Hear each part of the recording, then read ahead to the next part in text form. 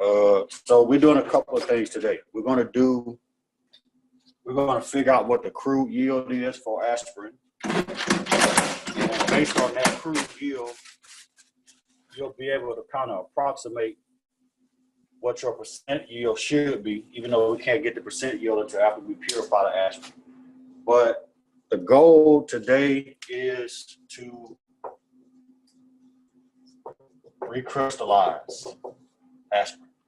And what recrystallization does, make sure y'all can see that, is it's a way to purify solids. Right? You have a solid compound, the fastest and the easiest way to purify it is to recrystallize it. So we're going to recrystallize this from hot ethanol, right? Usually it takes about, yesterday I think it took 18 milliliters of ethanol, but we're going to heat up 25 mils. There's a spot on that sheet that asks you about how much ethanol it actually took.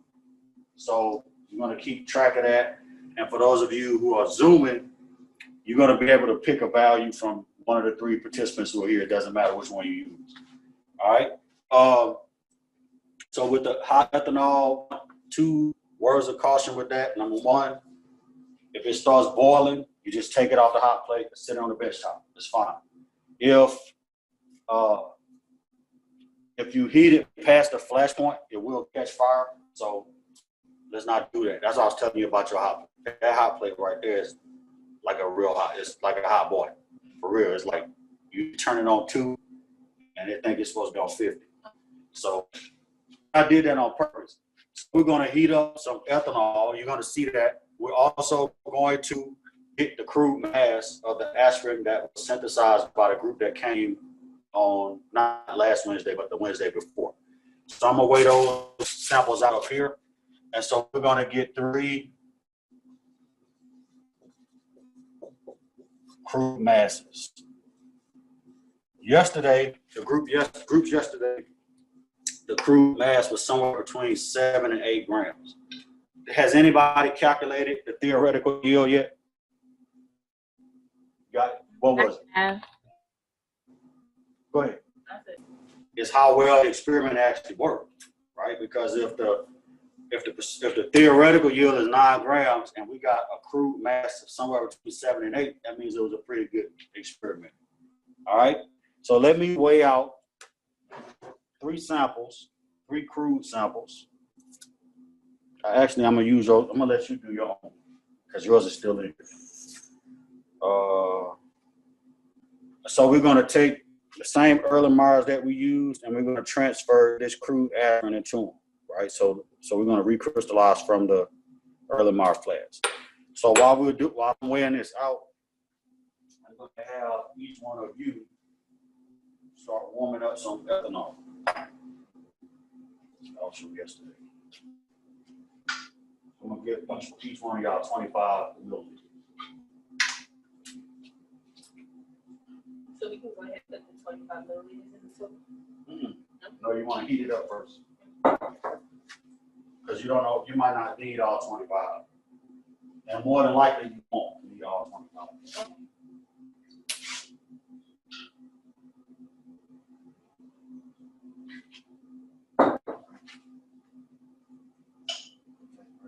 I'll turn on about 4.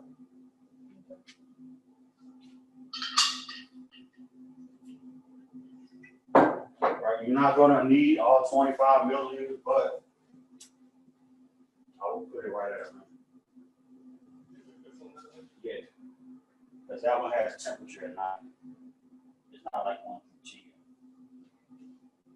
I'll put it right at about 100. So while that's heating up, I'm gonna weigh out these crude samples. And does anybody who's on Zoom have any questions?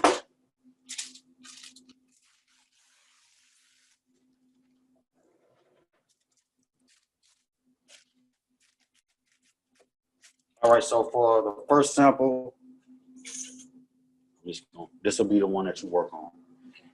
You can probably check that. Let me grab another one.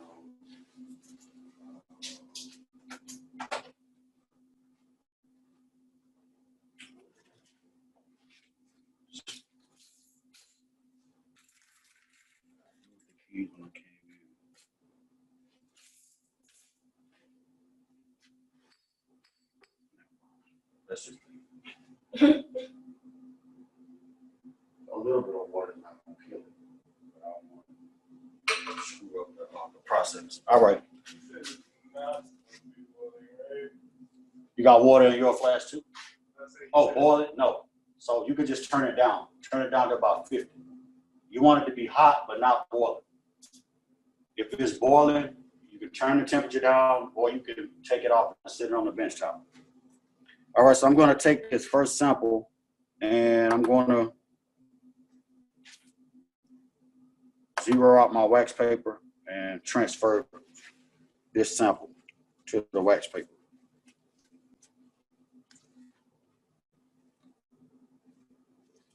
Come on. And if anybody is wondering at this stage of this aspirin, no, you cannot ingest it. It'll make you real sick. You gotta. It wasn't going. I turned it down. Aggressive. I told you it was aggressive. You did, and That's all right. I turned away That's all for right. 2 That's all right. seconds.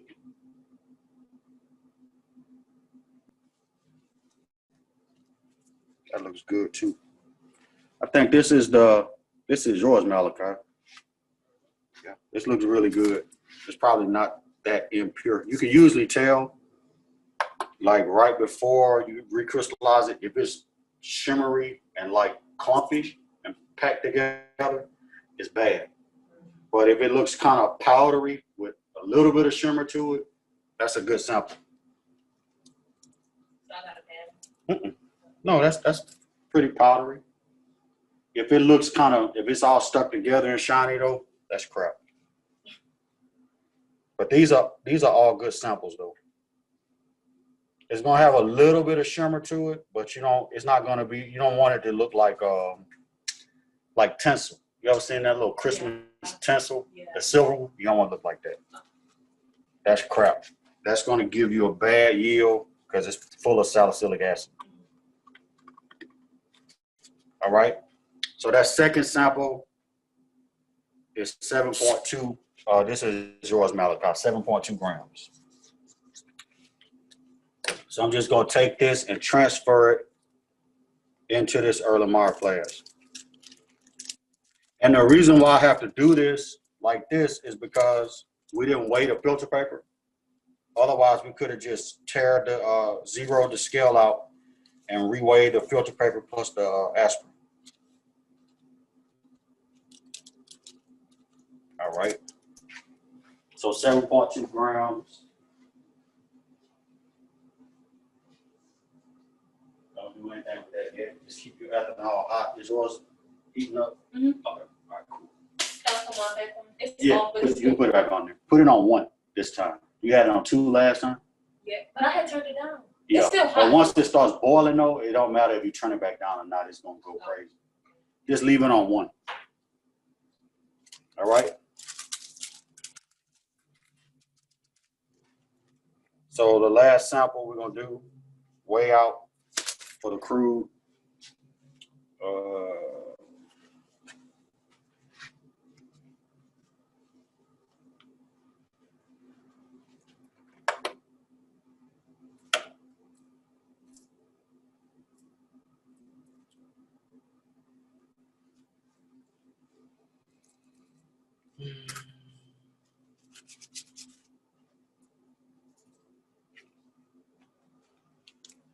It's a lot of aspirin. Well, it seems like a lot anyway. 7.27. That's the third sample. So that's what you will write down, Trini. 7.27. This is really clumpy. So I can break up some big chunks that's in here. Get in there. If you ever do a recrystallization and you got big chunks in there like that, you can always just break them up prior to recrystal, because that sometimes will cause you to have to use more solvent than necessary. All right, Is that a bad one? Nah, it's not that bad. See, the good thing about it is even if it's bad, we can make it good. Because once we recrystallize it, we get rid of all the junk. Yeah, so we're gonna do that. So there's a couple of tricks that you can do for recrystallization. One of them is to do what's called seeding, but the only time you have to seed is if your crystals don't come out of solution. And the only time you have to do that is if you use too much solvent, right? So you don't want to oversaturate to this sample. And this ethanol is already, we all know it's hot because it jumped out of the beaker. Twice. Hot water. So go ahead and add that. You're going to see immediately that it's not all going to dissolve, right? So you can see, those of you who are watching, if it doesn't dissolve with that initial amount, then it's not enough, right? So that's where you want to keep heating that. But at the same time, good Lord. Dang, it's really hot. At the same time, you want to be adding ethanol to, go ahead and be swirling it. At the same time, you want to keep adding hot ethanol to it. So while you're doing that, the ethanol that's back here, when it starts heating up, it's like it's already boiling. Go ahead and add some more. Add about 5 more mils. You can actually take that ethanol off. Keep that on. Keep this on. Yeah. Keep swirling it because it's hot. You can leave the ethanol off. You might not need it anymore. All right. All right. Here we go. Let me bring the camera around here. You can see at here, it's actually going into solution, right? The hotter it gets, the more it's going to dissolve. But you want to keep that solvent hot. You can turn that off, actually. Yeah, it's getting hot. Yeah. Just keep swirling it. You don't want any solid left in there. Spoke too soon. And just turn that down. Go ahead and put that back up there. Okay. Keep swirling. Keep it on a hot flame because it's got to stay hot. If it's not hot, then it's not going to dissolve. So should I add some more? Yeah, you can add more. If it doesn't go in while you're heating it, you can just add more ethanol. And you can sit that ethanol kind of in that back corner to keep it hot. Like, okay. Just don't knock it off, you know? Be good. Oh, and we got ice. I don't have to go to the car. Praise the Lord. Anybody on Zoom have any questions about what's happening? Right? One of the things about doing recrystallization, it's an art. And you got to be patient. You can't be in a rush.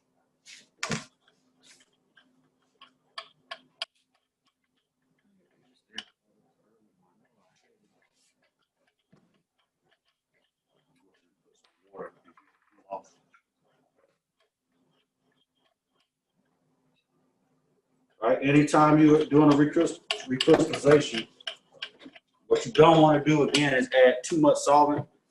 So if you see yourself dissolving, it's best to just keep heating it instead of trying to add more solvent to it to make it go in. How much have you used so far? I'd say about 12. 12? Yeah, you might want to add a little bit more, about 5 more mils max. Okay. Because it shouldn't take more than 20 to dissolve. All right, it's about done. What you think? You got it.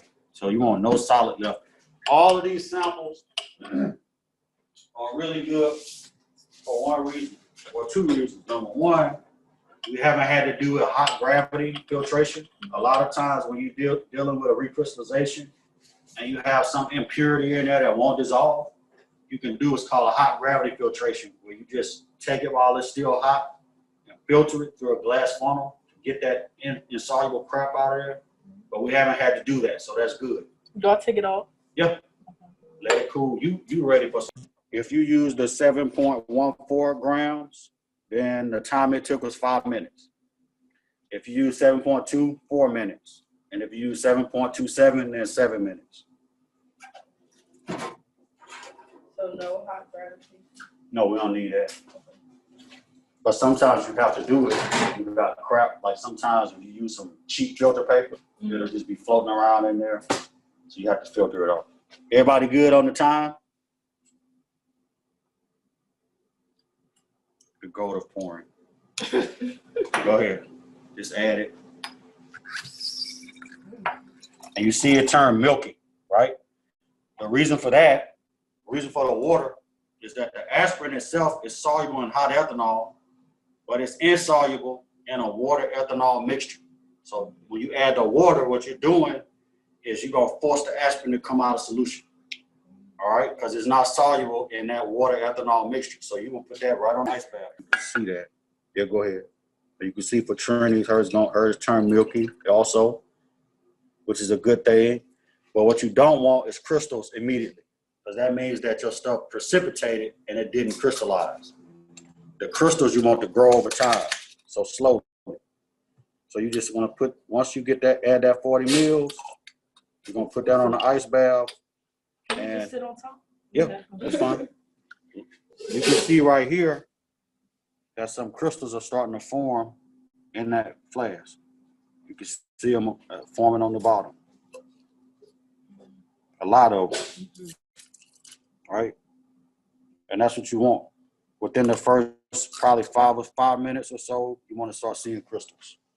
So you can see, for those of you who are watching, so what I did was when I gave him the ethanol, he poured all of it in instead of a minimum amount. So you can see right here, there's not a lot of crystals growing in that, right? At all. So what we're gonna do is we're gonna seed it. So I'm gonna take a crystal from another sample and put it in here to get his crystal to come out of solution. So let me grab a sample corner. So I'm gonna seed this. I'm gonna take a little bit of another sample. You can see it here. I got some aspirin on the tip of this glass rod. I'm just gonna put this down in here and seed it. And what happens is when you seed it, again, the other crystals act like a scaffold. And so his crystals are gonna start building around that. So I'm gonna take this and scrape these into there. There's another little trick you can do by scratching the sides of the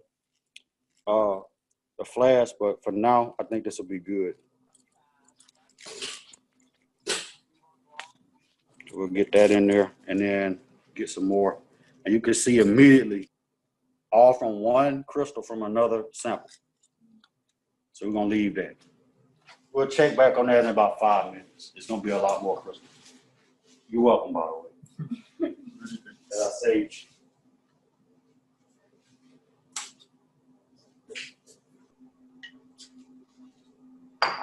normally we clamp that down because you know those hoses have tension in them, and I've seen those things turn over and break, but it's okay for now.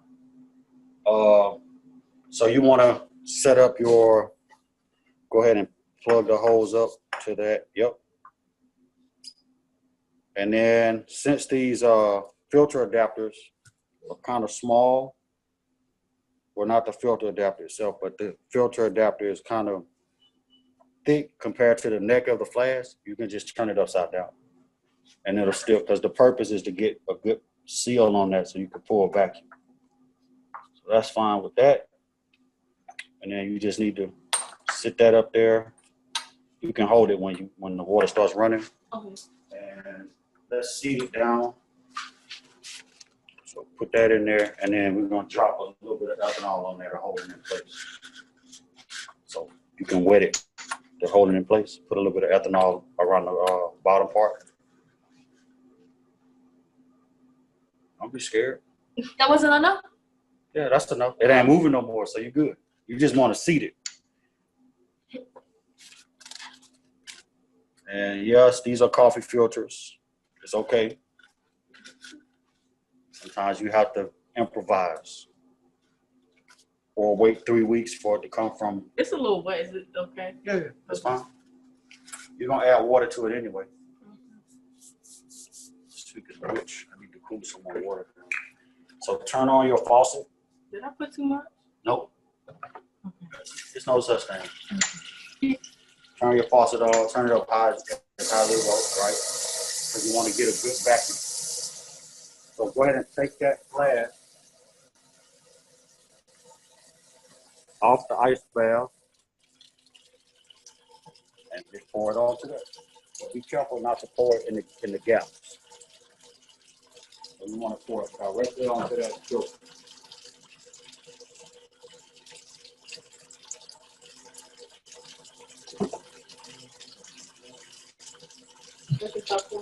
Yeah. Include all of these crystals? Everything. I want everything in there. If it's not broken up, we can break it up. Can we break it up? So sometimes when it's time to filter, all right, now we'll break up the rest of it. Sometimes you may have to break up that sample with a glass rod, and then that's